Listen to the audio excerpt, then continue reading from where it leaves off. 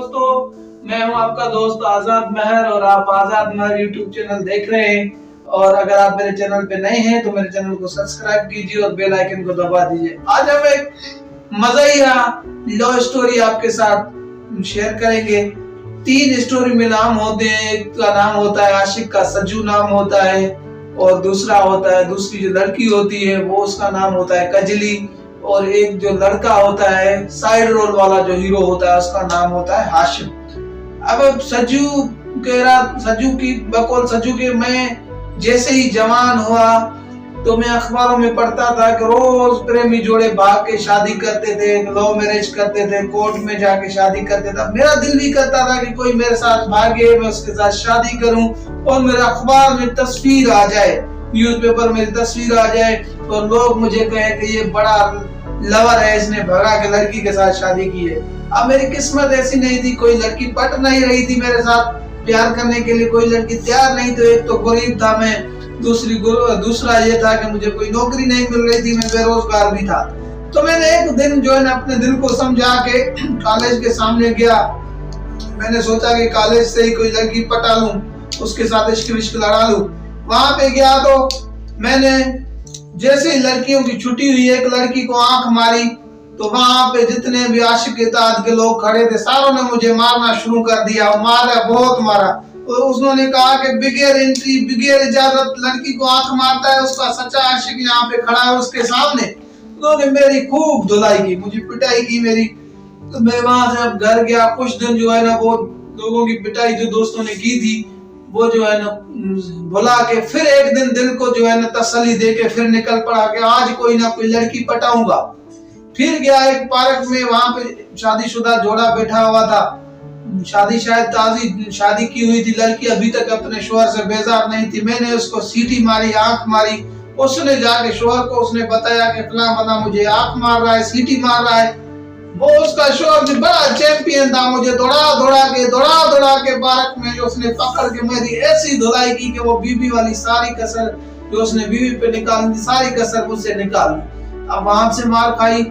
उसके बाद मैं सोच जो है ना मसरूफ था, परेशान था कि इस दजाली दौर में, नफसा नफसी महंगाई के दौर में एक बेरोजगार हूं मैं, मुझसे कोई लड़की पटती क्यों नहीं।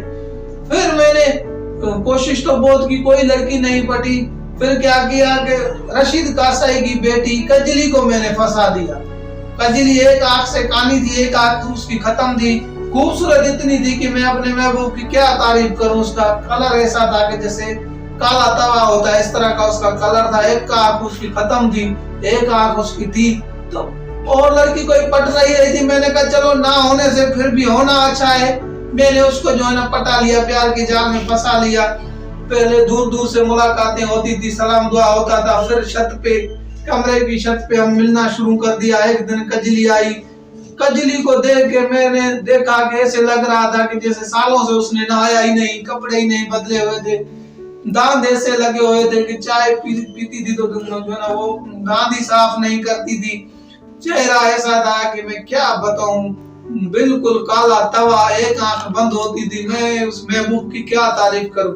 उसके साथ सेटिंग हो गई। मैंने कजली को कहा कि कजली तू जो है ना वो श्रृंगार क्यों नहीं करती। उसने कहा कि कजली को श्रृंगार की क्या जरूरत है। अब वो अपने आप को सबसे हसीन और खूबसूरत समझ रही थी। मैंने भी कहा जब श्रृंगार की क्या जरूरत, फिर भी सफाई सुथराई रखनी चाहिए। उसने कहा तुम मुझ पे तंज कर रहे हो, मैं क्या खूबसूरत नहीं हूँ। मैंने कहा मैं तंज नहीं कर रहा, सफाई आधा ईमान है। लेकिन फिर भी उसने मेरी बात को जो है ना वो टाल दिया। मैंने उसे कहा कि चलो ठीक है। इस तरह वो चली गई। मुझे कुछ फिर पता ये भी चला, मासी रानी थी जो उस गांव में वो सारे गांव की कासिद थी, लोगों का खत उठाती थी, लड़कियों को देती थी, उसके पैगाम दे के उनका पैगाम उधर उधर ट्रांसफर करती रहती थी। वो एक दिन मुझे मिली। उसने कहा कि कजली का चक्कर आशू के साथ भी चल रहा है, जो आशू सैलून वाला है उसके साथ भी कजली का चक्कर चल रहा है, तो होशियारी करना। मैंने ऐसे रात हुई, फिर कजली से पूछा कि तुम्हारा कोई आशू के साथ चक्कर चल रहा है। उसने कहा नहीं, आशू के साथ मेरा कोई चक्कर नहीं चल रहा। मैंने उसे कहा कि तुम सच बताओ मुझे। उसने कहा तुम्हें मेरे प्यार पे एतबार नहीं है। मैंने कहा चलो मस्जिद में चलते हैं, मैं कुरान पे हाथ उठाता हूँ, तेरे प्यार पे मुझे एतबार है। फिर उसको तसल्ली हुई। फिर उसने कहा कि सज्जू कब मेरे बाप से अब रिश्ता लेने के लिए आओगे? मैंने कहा तुम्हारे बाप से मैं रिश्ता तो लेने आऊं, बेरोजगार हूँ, वो देगा? उसने कहा तू कोशिश तो कर। फिर मैंने दूसरे दिन रशीद का सही पीढ़ी से बकरी लेके आ रहा था, मैंने उसके जो है ना रास्ते में आगे आके मैंने उसे कहा कि चाचा रशीद मुझे जो है ना वो कजली का रिश्ता दो। उसने कहा कहाँ कजली, कहाँ तुम बेरोजगार सारा दिन मारा मारा फिरता है, तुम्हें मैं रिश्ता दूं? उसने जब ऐसे कहा, मैंने उसे कहा कि प्यार के दुश्मन ऐसे ना हो कल को मैं कजली को भगा के ले जाऊं फिर देखता रह जाऊं। उसने कहा कि अगर ऐसा किया तो बोटियां करके गोश्त में सारे शहर को खिला दूंगा, किसी को पता भी नहीं चलेगा। मुझे फिर खौफ हुआ, डर हुआ कि जला दे ऐसे ना हो कि मुझे काट दे। फिर रात हुई, मैं कजली से जाके मिला, छत पे जाके मिला, कजली से मुलाकात हुई। कजली को कहा कि कजली अब तेरा बाप नहीं मानना, चल भाग के चलते हैं। तो उसने कहा मैं भाग के नहीं चलूंगी। तो मैंने कहा अपने बाप की तस्वीर लेके चलना। वो कहती है ठीक है मैं तस्वीर लेके और क्या लेके चलूं?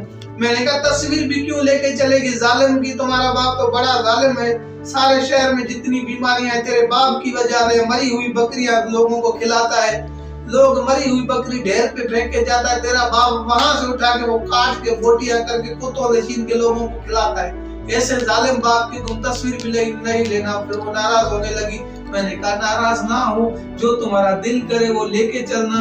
तो उसने कहा चलो ठीक है। तो मैंने कहा मेरा तो आपको पता है कि मैं बेरोजगार हूँ, जेब में से धूल उठ रही है, मिट्टी उठ रही है, तो कुछ पैसे वैसे लेके आना। तो कजली ने मुझे कहा पैसों की तुम फिक्र ही नहीं करना, पैसे मैं ले आऊंगी, कल इंशाल्लाह हम यहाँ से बाहर के शादी कर लेंगे। अब सारा दिन में उंगलियों पे जो है ना वो दिन काटता रहा। रात हुई, पता नहीं मुझे कब आंख लग गई। सुबह जब आंख खुली तो ऊपर सूरज चेहरे पे आ रहे थे, सूरज की किरणें लग रहे थे। थोड़ी देर के बाद मुंह धोया तो मासी घेरा आके उसने दरवाजा खटखटाया और उसने मुझे खत दिया।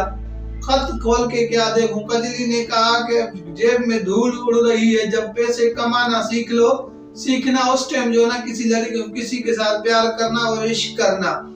उस ये खत ही पढ़ रहा था कि पड़ोस में हवा हो गई, लोग बातें कर रहे थे, कजली आशु के साथ भाग गई।